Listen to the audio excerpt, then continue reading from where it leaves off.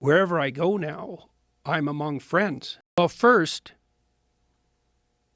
it was exhilarating and painful to begin with. It was exhilarating because I knew the ideas that I was teaching at Harvard and at the U of T were revolutionary. I never could get over the fact that they allowed me to teach. The students loved my courses, and I was very diligent, so I stayed in my traces, so to speak. And I wasn't a revolutionary for the sake of revolutionary argumentation, and I was teaching about totalitarianism and great evil, and so it was hard to make a moral case against me, and no one was really inclined to, they were happy with my teaching, and as were the students.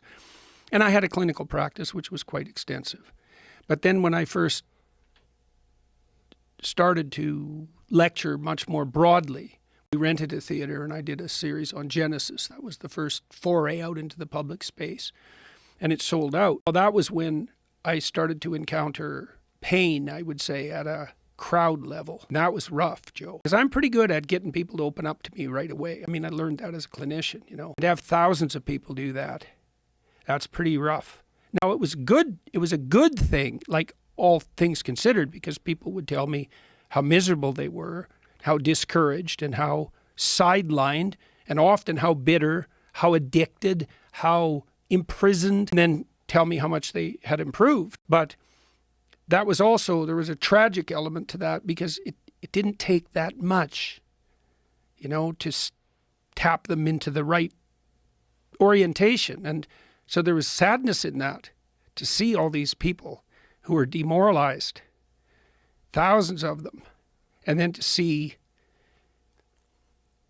how that could be rectified and yet hadn't been. That was rough. I'm sure that was there's many things that made me sick. I had a pre-existing condition that was autoimmune, but seeing all that was pretty rough. But knowing that it was possible to rectify it, well, there's nothing better than that.